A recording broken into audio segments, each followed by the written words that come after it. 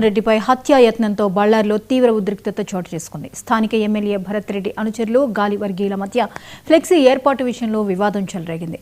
అది చిలికి గాలిబానగా మారి కాంగ్రెస్ బీజేపీ నేతల దాడి చేసుకున్నారు. ఇది క్రమంగా కాల్పులకు దారితీసి ఒకరు మృతి చెందారు.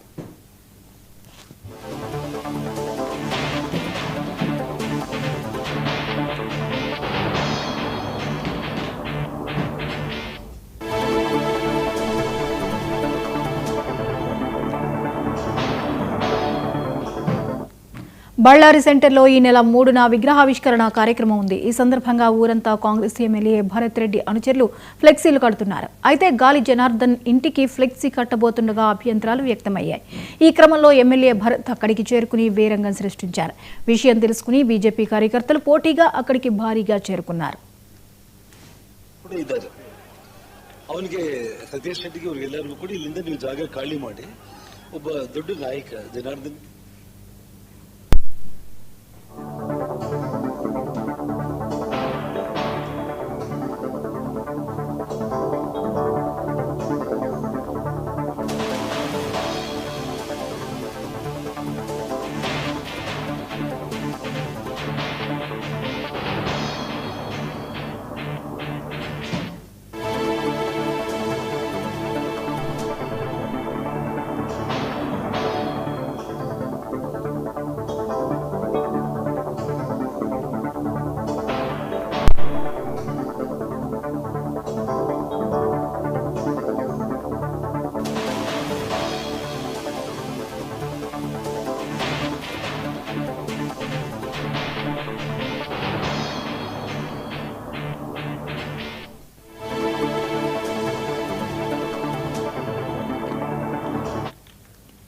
ఇరు వర్గాల మధ్య తీవ్ర వాగ్వాదం చోటు చేసుకోవడంతో కోపంతో భరత్ రెడ్డి అనుచరుడు సతీష్ రెడ్డి గన్మెన్ తుపాకీ లాక్కొని 2 రౌండ్ల కాల్పులు జరిపాడు. ప్రతిగా గాలి వర్గీయులు దాడికి దిగడంతో పరిస్థితి ఉద్రిక్తంగా మారింది.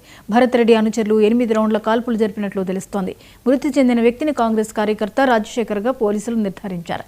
ఈ కాల్పుల్లో సతీష్ కు సైతం గాయాలైనట్లు సమాచారం.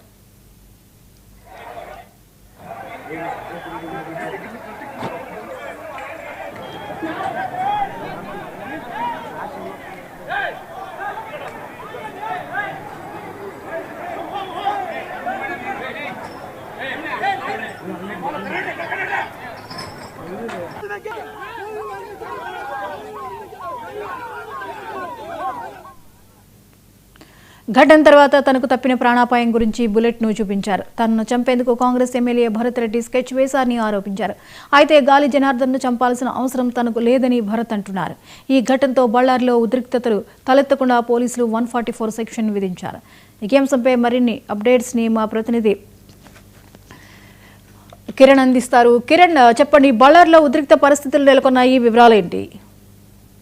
జ్యోతి, కర్ణాటకలోని బళ్ళారిలో కాల్పులు కలకలం రేపిందని చెప్పుకోవచ్చు. ముఖ్యంగా బళ్ళారి కర్ణాటకలోని బీజేపీ ఎమ్మెల్యే గాలి జనార్దన్ ఇంటిపై కాల్పులు ఒక్కసారిగా జరిగాయని చెప్పుకోవచ్చు. ముఖ్యంగా ఆ ఇంటి ముందు కాంగ్రెస్ ఎమ్మెల్యే భరత్ రెడ్డి అనుచరులు నిన్న సాయంత్రం ఒక బ్యానర్ను కట్టేందుకు ప్రయత్నించడంతో ఈ ఘర్షణ మొదలైందని కూడా చెప్పుకోవచ్చు. ఇరు వర్గాల వద్ద పరస్పర కాల్పులు జరగడంతో ఒక కార్యకర్త, అంటే కాంగ్రెస్ కార్యకర్త కూడా మరణించినట్టు మనకు తెలుస్తుంది. అయితే ఈ నేపథ్యంలోనే తను చంపేందుకు కుట్ర చేస్తున్నారని చెప్పేసి కూడా గాలి జనార్దన్ ఆరోపించారు. అంతే దీనిపై భరత్ కూడా ఖండించారు. తమ కార్యకర్త చావుకు కారణమైన జనార్దన్ అరెస్టు చేయాలని చెప్పేసి కూడా పూర్తి స్థాయిలో డిమాండ్ చేస్తుండటంతో ఒక్కసారిగా బళ్ళారిలో ఉద్రిక్త వాతావరణం అయితే ఏర్పడిందనే చెప్పుకోవచ్చు. మరోపక్క గన్మ్యాన్ ఏదైతే తుపాకీ ఉందో దాన్ని తీసుకుని సతీష్ రెడ్డి కాల్పులు జరిపారని చెప్పేసి ఇరు వర్గాల మధ్య, అంటే గాలి జనార్దన్ రెడ్డి ఒక నుంచి 2 రౌండ్ల కాల్పులు, అదేవిధంగా సతీష్ రెడ్డి నుంచి 8 రౌండ్ల కాల్పులు జరిగినాయని చెప్పేసి అక్కడ ఉన్న స్థానికులు అయితే చెప్పే పరిస్థితి కనిపిస్తుంది. ఏదేమైనప్పటికీ కర్ణాటకలో ఒక్కసారిగా ఈ కాల్పులు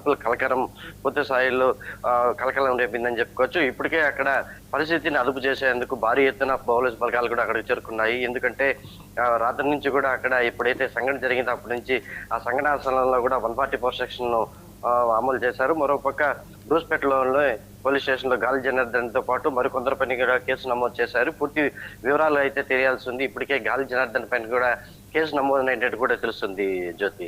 అయితే గాలి జనార్దన్ రెడ్డి ఆరోపణలలో ఎంతవరకు వాస్తవికత కనిపిస్తోంది? అంటే ఇరు వర్గాల మధ్య పరస్పర కాల్పులు జరగడంతో మనం చెప్పుకున్నట్టు ఏదైతే కాంగ్రెస్ ఎమ్మెల్యే భరత్ రెడ్డికి సంబంధించి అక్కడ ఒక బ్యానర్ కట్టడం, అంటే గాలి జనార్దన్ రెడ్డి ఇంటి ముందర బ్యానర్ కట్టడం అనేసి దాంతో ఈ మొదలైన ఈ కాల్పుల కలకలు ఒకరాపుగా ఇరు వర్గాల మీద పరస్పర దాడులకు జరిగాయి. అయితే పూర్తి స్థాయిలో కార్యకర్తలు ఒకరిపైన ఒకరు దాడులు చేసుకోవడంతో కూడా పెద్ద ఎత్తున ఈ కాల్పులు జరగడం, తనపైన కాల్పులు జరిగాయని చెప్పేసి కూడా జనార్దన్ చెప్పడం జరిగింది. మరోపక్క ఆయన బుల్లెట్ నాపై పడిందని కూడా ఇంట్లో పడిన ఆ బుల్లెట్లు కూడా ఉన్న మీడియాకి ఎత్తి చూపించడం కూడా జరిగింది.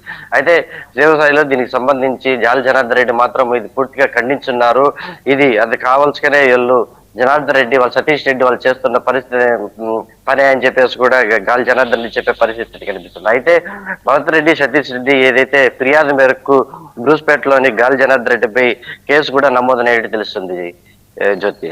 ఇక ఒక వ్యక్తి మృతి చెందడం, ఒక విగ్రహావిష్కరణ కార్యక్రమం దగ్గర నుంచి అది ఇంత పెద్ద ఉద్రిక్తతకు దారితీసింది. ఒక వ్యక్తి మృతి చెందే వరకు వెళ్ళింది. ఆ మృతి చెందిన వ్యక్తికి సంబంధించిన కుటుంబ సభ్యులు ఏమంటున్నారు?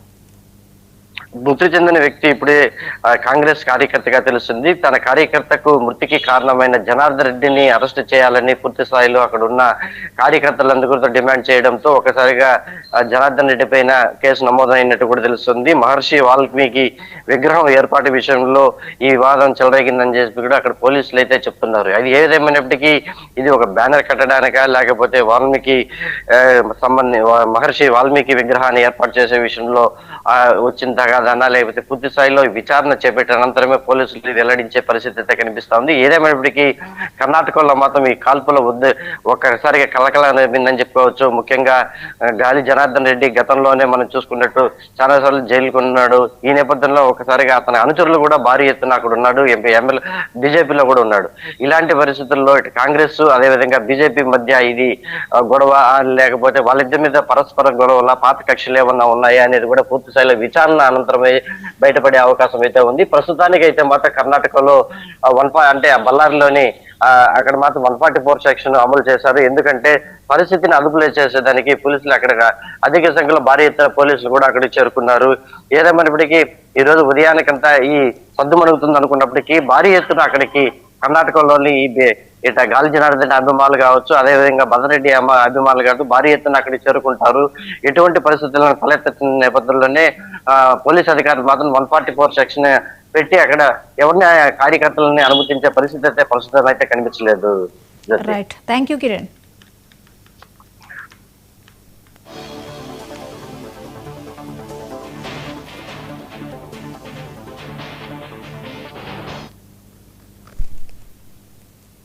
అసెంబ్లీ వేదికగా నీళ్లపై నిప్పులు కురవనున్నాయి. కృష్ణా జలాలు, పాలమూరు రంగారెడ్డి